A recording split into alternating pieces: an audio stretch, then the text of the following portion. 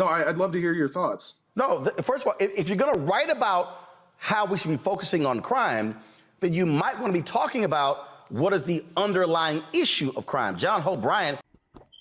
The reason why he couldn't answer that question, he sounds so baffled, is because his job and objective is to go on here and to project black people as criminals, as if we do that without any purpose, as if our economic condition has nothing to do with the criminality in our community, because now you have to address what created the economic conditions that created the criminality in your community. And because he is nothing but a talking point for white people, he's going to avoid that aspect of the conversation in its entirety and strictly focus on the criminalization of his own people. The history of black people in the United States is a tapestry woven with tales of resilience, struggle, and triumph.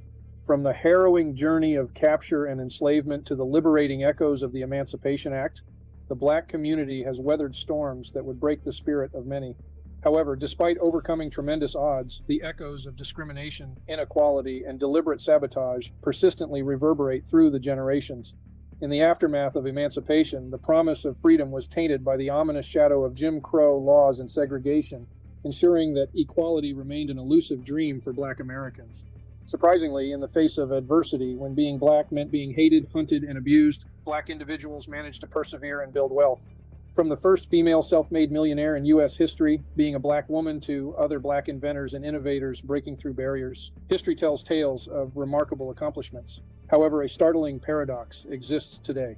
The black race, once resilient in the pursuit of prosperity, now represents the poorest demographic in the United States. The black-white wealth gap remains dishearteningly wide, and black people continue to grapple with the challenge of acquiring basic needs and maintaining wealth. It might shock you to discover that this plight is not due to a lack of effort on the part of black individuals. Instead, a covert scheme operates right under our noses, silently siphoning black wealth away. Systematic racism persists, demanding that black people work twice as hard for even a modest level of success. Yet upon reaching that point, everything they've worked for seems to crumble. In this video, we embark on a journey to reveal the deliberate sabotage that keeps black people ensnared in poverty. We'll explore the policies that perpetuate this narrative, exposing the flaws in the system that contribute to the persistent inequality.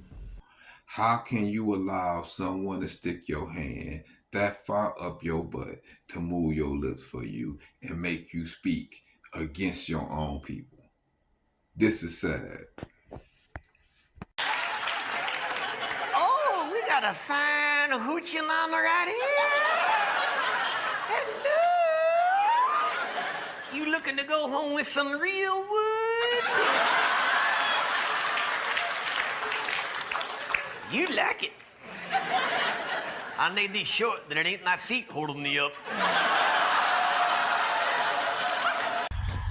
Just like white people eat up every aspect of that modern day minstrel show, they eat up every aspect of these black conservatives coming out here speaking negative of their own people. This is why Candace Owens is so heavily rewarded by white supremacists.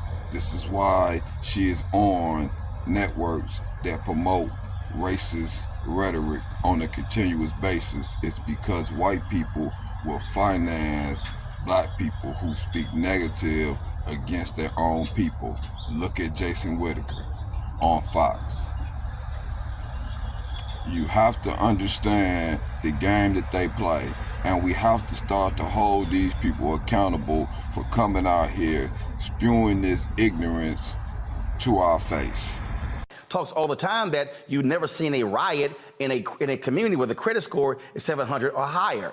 I was just in Wichita, Kansas, the MLK event, and the former police chief of Philadelphia, the police chief of Wichita, who came from Philadelphia, we were discussing this, and the reality is you can track crime rates in neighborhoods based upon economic status. And so if you want to address, so when you say we don't address the issue of crime, we do, because on this show, we consistently are talking about economics, We're talking about education. We're talking about access to capital. We're talking about housing. We're talking about all of those issues. Those are the fundamental underpinnings of crime in America. Right. So I'm not sure if you read the article or not, but at the end of it, it does say that it's a community issue. We as a community have to fix this. See, that is the goal of most modern day black conservative Republicans, is to distract you from knowing the role that the government played in creating your condition. See, he wants to avoid the fact that the government has an obligation to the black community to straighten the wrongs that they have done to us, to correct the conditions that they have created due to their policies.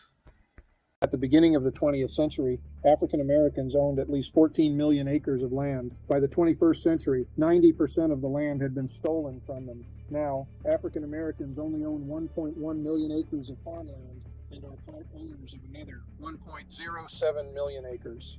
Across a century, white farmers and landowners developed multiple ways to take African Americans' land, using methods such as heirs property, tax sales, and Torrens Acts.